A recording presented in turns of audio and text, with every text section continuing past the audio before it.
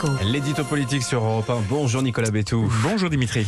À gauche, depuis la proclamation des résultats de la primaire populaire, tout le monde a regagné son couloir gentiment, sans aucune intention de faire l'unité. Voilà, et au petit jeu du chacun pour soi, c'est probablement Anne Hidalgo qui a perdu le plus dans cette élection. Son attitude ambiguë et changeante, d'abord hostile à la primaire, puis favorable, puis à nouveau hostile, fait qu'elle n'a pas pu dissocier son image de cette consultation et de ses résultats.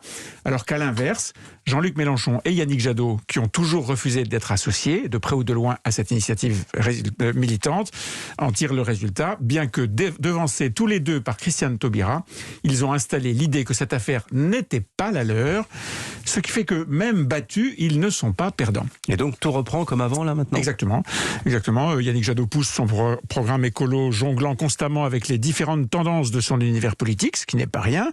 Quant à Jean-Luc Mélenchon, il enchaîne les émissions politiques ou pseudo-politiques, et pas toujours pour se montrer sous son meilleur jour. Alors, qu'est-ce que vous voulez dire par là ? Je pense à cette émission de fin de semaine dernière, face à Baba. Baba, c'est Cyril Hanouna. Le leader de la France Insoumise se retrouvait donc dans un show dirigé par un animateur qui aime faire le buzz et qui ne dédaigne pas les clashs. Bon, au début de l'émission, tout se passe vraiment bien. Jean-Luc Mélenchon est décontracté, il plaisante avec Baba, c'est sympa, quoi. Puis vient Éric Zemmour pour une vingtaine de minutes de débat. C'était leur deuxième confrontation à la télé. C'est dire qu'ils doivent aimer ça. D'ailleurs, elle durera plus d'1 heure. Sauf que cette fois, sur le plan des idées, cette confrontation a été totalement inutile. Éric Zemmour n'a rien développé de nouveau. Il s'est laissé enfermer dans ce qui fait désormais office chez lui de classique. Mais en face, c'est vite monté dans les tours. Et Jean-Luc Mélenchon, qui n'aime rien tant que de donner des leçons de démocratie, de proclamer son respect du débat, il s'est en réalité montré très agressif et méprisant aussi parfois. Bon, est-ce que ça n'est pas justement le style de l'émission qui voulait ça ? Et puis, quand vous faites se cogner deux radicalités différentes, celle de Mélenchon, celle de Zemmour, ça fait des étincelles. Oui, mais le danger, c'est que les emportements finissent par révéler une facette problématique d'une personnalité. C'est ce qui s'est produit un peu plus tard dans l'émission. Le candidat de la France Insoumise s'est en effet retrouvé dans un face-à-face avec un policier de la BAC 93, département difficile s'il en est sur le plan de la sécurité. On le sait, Jean-Luc Mélenchon s'est résolument placé du côté des victimes de bavures policières et du côté des populations soumises au contrôle du faciès, bref, du côté de tout ce que la France compte de minorités supposées par principe être opprimées. Et là, tout a dérapé. Face aux policiers, par ailleurs syndicalistes, Jean-Luc Mélenchon a parlé de plus en plus fort. Il a crié « Si je suis élu, vous m'obéirez ».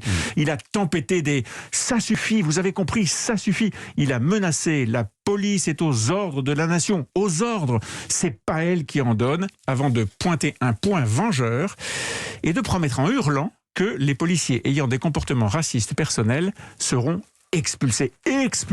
Il le disait vraiment en hurlant. Incroyable moment qui rappelait un autre épisode peu glorieux face à d'autres policiers. Alors là, vous pensez au fameux « La République, c'est moi » et la bousculade provoquée lors d'une perquisition à son domicile. Exactement, oui. Ce moment lui avait coûté cher en termes d'image et de présidentialité. Tous les sondeurs s'accordent à penser que depuis cette séquence, une majorité de Français a regardé différemment Jean-Luc Mélenchon, lui trouvant une part inquiétante, alors que pour être président, mieux vaut maîtriser ses nerfs. C'est ce trait de caractère qui est ressorti chez Hanouna. Il l'avait plutôt dominé jusque-là.